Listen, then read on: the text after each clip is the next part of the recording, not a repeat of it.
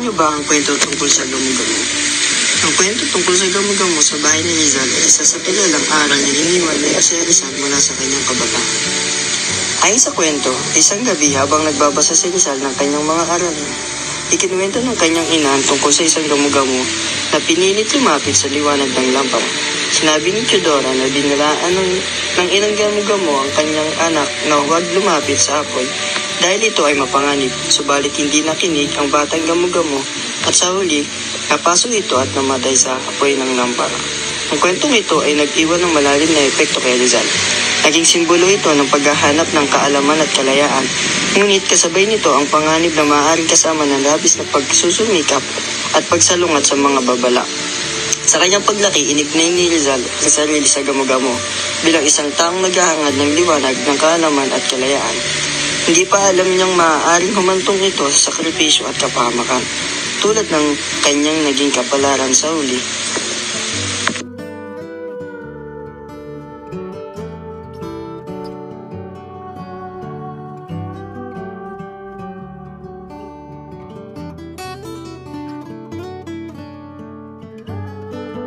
A scale model of the original house of the Rizal family. The house is located as near of Calamba and has made from adobe and fine woods from Mount Makiling. Ito ang tambol sa bahay ni Rizal.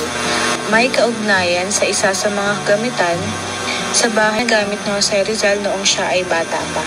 Bagamat, hindi ito isang tanyag na aspeto ng kanyang kabataan.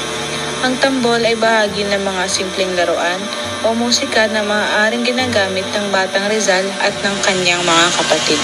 Ang mga laruan o kagamitan tulad ng tambol ay maaaring nagbibigay kay Rizal ng unang hakbang sa pagiging malikhain at mapanuri.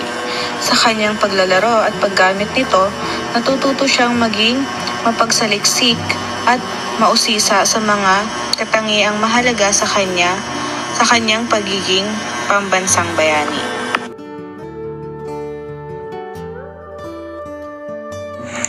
Makikita rito ang sapatilyang gawa ni Leonor Rivera taong 1882. Sa kabilang banda, libereta, sedula at mga resibong galing kay Jose Alzona, kapitbahay ng mga Rizal. At ito naman, ang kamison at luntiang kemona na pagmamay-ari din ng mga Rizal. At dito, makikita ang talaan at resibong may orihinal na pirma ni Trinidad Rizal.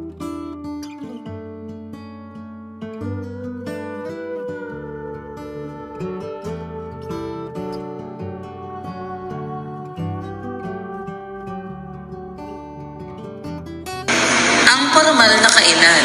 Ang formal na silid-kainan ng pamilya ay sinasabi ang lugar na kung saan ang mga magulang ni Rizal ay tumatanggap lamang ng mga panauhin at iba pang mga kilalang miyembro ng lipunan.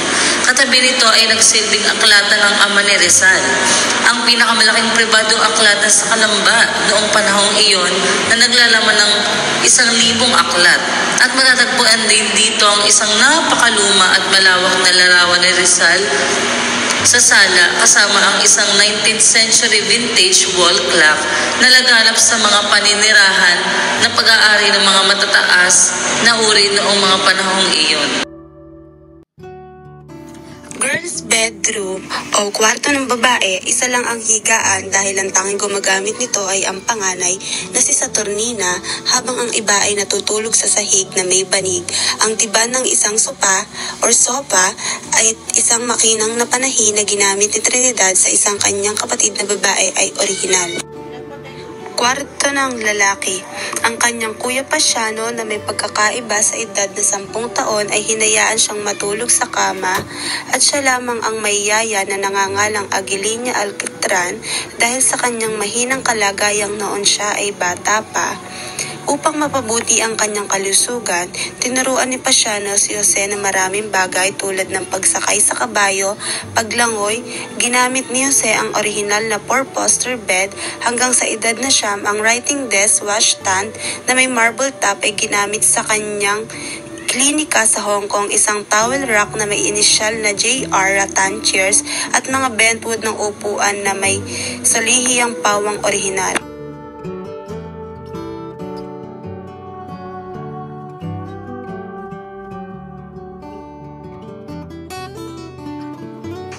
Kwarto ng magulang, dito pinanganak si Jose Protasio Rizal sa pagitan ng 11 p.m. at 12 midnight noong June 19, 1861, Miyerkules. Dito pinanganak siya noong Miyerkules, isang debosyon kay San Jose, pinangalan siyang Jose. Para sa Protasio, ito ay bilang parangal sa araw ng kapistahan para kay San Pedro Protasios. Ang almaryo o pillow rack kung saan inilagay ang unan at banig sa itaas habang ang mga linya at kumot ay napunta sa isang compartment sa ibaba. Ang aparador o batuka ng upuan, may mahaba, malawak na armrest at dalawang rattan chair ay pawang orihinal na kasangkap. Ang kainan ng pamilya. Matatagpuan dito ang dalawang demijohns o damahuan sa Espanyol. Ito ay malalaking sisidlong salamin na ginagamit para sa pag-iimbak ng mga likido at partikular na mga alak. At sa kusina, nasiyahan sa Doña Chodora o tinatawag na Lolay sa pagluluto ng mga matatamis, sausage, shrimp paste at fermented pickled green papaya condiments na ibinibenta din sa kanilang ground floor variety store. Ayon sa kusinera ng pamilya na si Valentina Sanchez, ang mga paboritong pagkain ng pamilya ni Rizal ay relleno, adobo, estopado, puchero at tinola. Ang mga kagamitan sa kusina. Ang mga kasangkapan dito ay kalan, palayok-tapayan at iba pa. Meron ring mga sipit tulad ng mga gamit sa ibang bahagi ng bahay na ito. Dahil pagbaba mula sa bahay, dito na ang likurang bahagi ng bahay. Doon rin makikita ang munting bahay kubo na pinaglalaroan nila Jose at ng mga magkakapatid na babae. Ngunit hindi na ito katulad ng dati na nakaayon sa librong In Excelsis at wala nang gaanong puno at puro halaman na lamang ang naririto.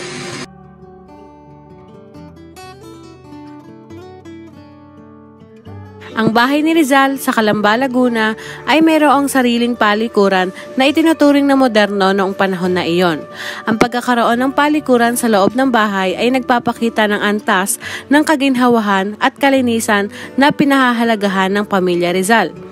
Ang mga ganitong detalye ay nagbibigay ng mas malalim na pag-unawa sa pamumuhay ng mga Pilipino noon ng kolonyal na Espanyol. Isang nakakatuwang aspeto na maaaring pag-aralan ay kung paano nagbago ang mga disenyo ng palikuran sa Pilipinas mula sa panahon ni Rizal hanggang sa kasalukuyan. Ang balon sa bahay ni Rizal sa Calamba ay hindi lamang isang simpleng pinagkukunan ng tubig, kundi isang mahalagang bahagi ng kanilang pang-araw-araw na buhay. Ang pagkakaroon ng sariling balon ay nagpapakita ng kasarinlan at kakayahan ng pamilya Rizal na magtustos ng kanilang sariling pangangailangan ng tubig. Nakakatawang isipin kung paano ang mga balon tulad nito ay naging sentro ng buhay komunidad at kung paano ito naging bahagi ng mga kwentong bayan at alamat sa iba't ibang bahagi ng Pilipinas.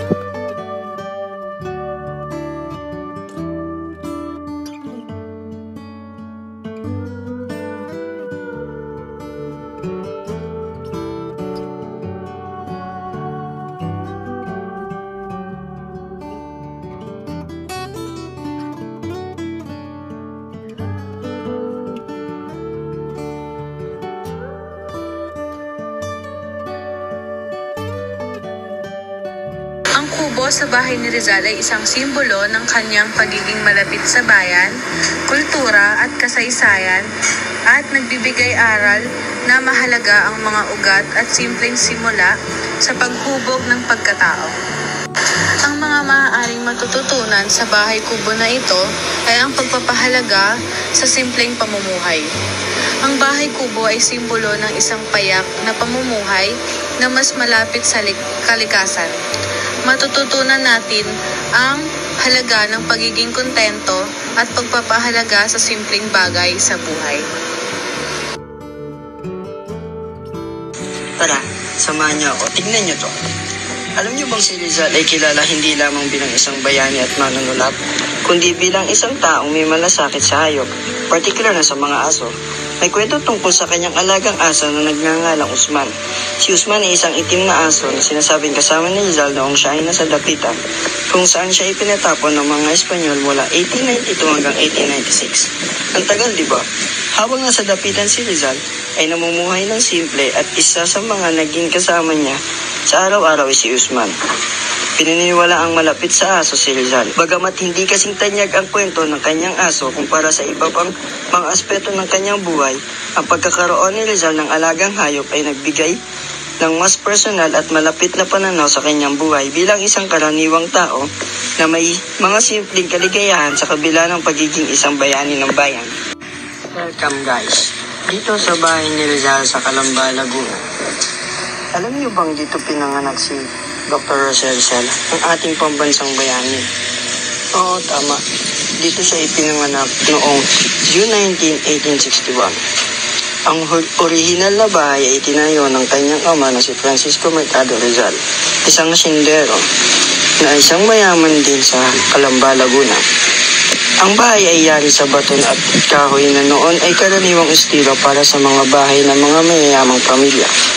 Ang tahanang ito ay naging saksi sa kabataan ni Rizal at dito siya sinimulan ang kanyang pag-aaral at interes sa literatura, agam at iba't iba pang larangan ng karunungan.